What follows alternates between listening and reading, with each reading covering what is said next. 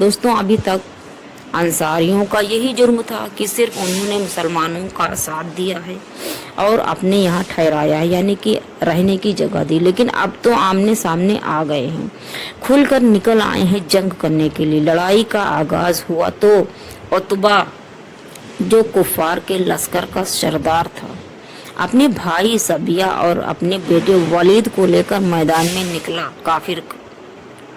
काफिर लोग मुसलमानों के लश्कर से हजरत औफ, हजरत मुआज और हजरत अब्दुल्लाह बिन रवाहा मुकाबले के लिए निकले, यानी कि मुसलमान लोग इतने लोग आए काफिरों के मुकाबले।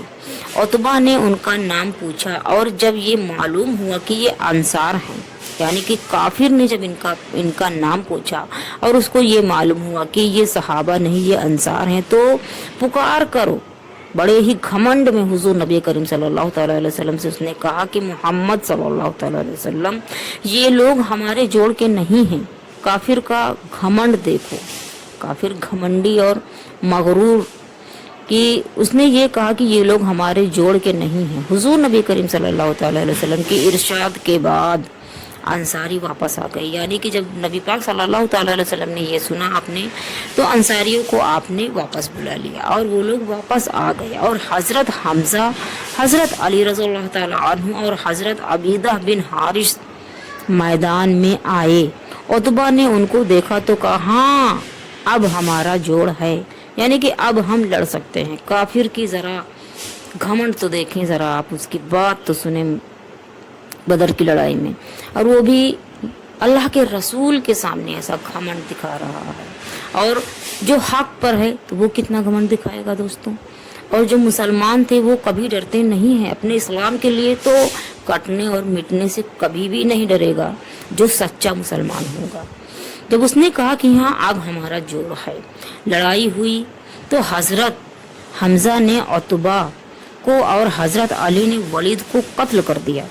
उतबा के भाई शबिया ने हजरत अबीदा को जख्मी कर दिया, क्योंकि आप बुजुर्ग थे, आप उम्र वाले थे, आपकी उम्र ज्यादा थी।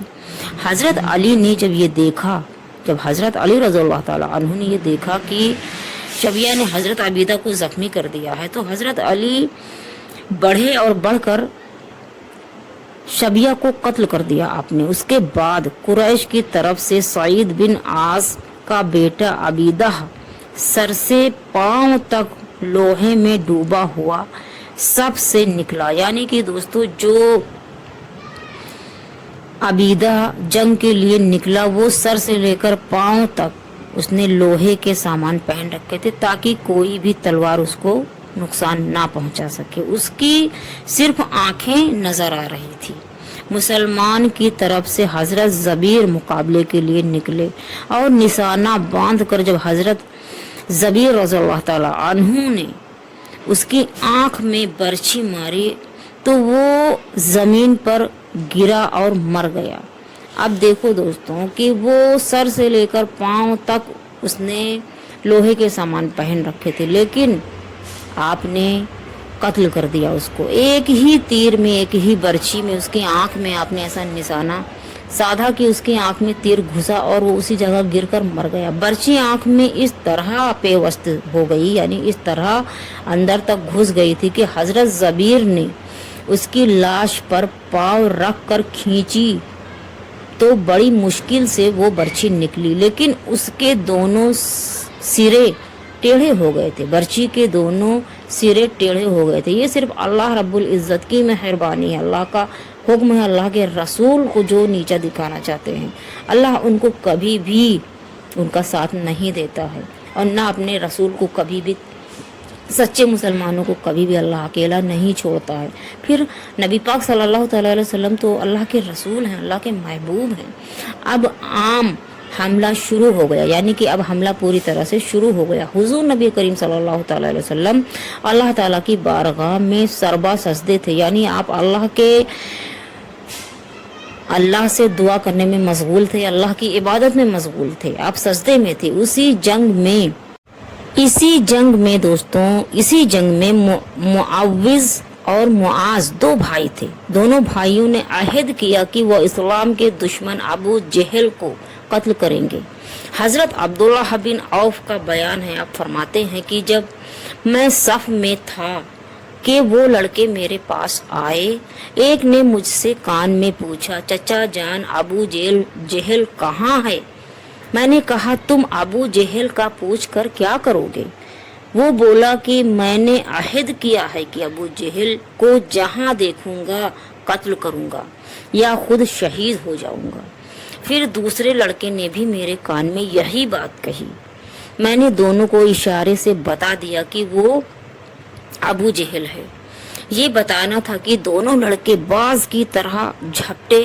اب جو دیکھا تو ابو جہل خاک اور خون میں لت پت تھا۔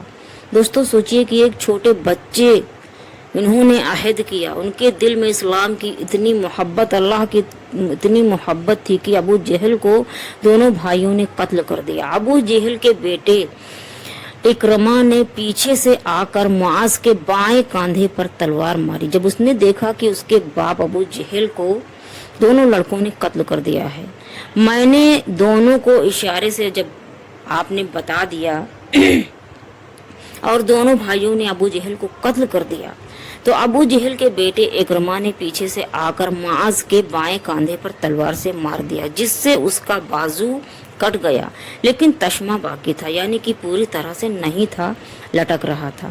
معاذ نے اکرمہ کا تعاقب کیا، یعنی کہ اس کا پلٹوار کیا، اس سے مقابلہ کیا، لیکن وہ بچ کر نکل گیا۔ معاذ اسی حالت میں لڑتے رہے، لیکن بازو لٹکنے سے لڑائی میں رکاوٹ ہوتی تھی۔ آخر انہوں نے ہاتھ کو پاؤں کے نیچے دبا کر کھینچا، جس سے تماشا، جب پاؤں کے نیچے دبا کر اپنے ہاتھ کو کھینچا، جس سے تماشا بھی الگ ہو گیا، یعنی کہ وہ ہاتھ بھی الگ ہو گیا جو جنگ میں ان کو رکاوٹ کر رہا تھا۔ سوچئے دوستوں کہ کیا ہی جگر والے مسلمان تھے، ماشاءاللہ، اللہ اکبر۔ بدر کے میدان میں مسلمان بڑی بہادری سے لڑے، اللہ تعالیٰ نے ان کی مدد فرمائی اور ان کے مقابلے میں 1000 سے زیادہ لشکر کو ایسی شکست دی اللہ رب العزت نے، جس سے کافروں کی ساری قوت ختم ہو گئی، یعنی کہ ساری طاقت ختم ہو گئی۔ اس جنگ میں کافروں کے تقریباً 70 آدمی مارے گئے اور اتنے ہی قید ہو گئے۔ مارے جانے والوں میں ان کے بڑے بڑے سردار بھی شامل تھے۔ ادھر مسلمان میں سے کل 6 مہاجرین اور 8 انصار شہید ہوئے تھے۔ دوستوں یہ تھی بدر کی لڑائی کا واقعہ، کس طرح سے 313 مسلمانوں نے ہزاروں کافروں کا سامنا کیا اور بہادری کے ساتھ کیا، کس طرح سے ان کو مار دیا اور وہ اس جنگ کو فتح کیا۔ یہ اللہ اور ان کے رسول کا ہی حکم تھا اور مہربانی تھی، کیونکہ اللہ اپنے نیک بندوں کو کسی حال میں بھی اکیلا تنہا نہیں چھوڑتا ہے۔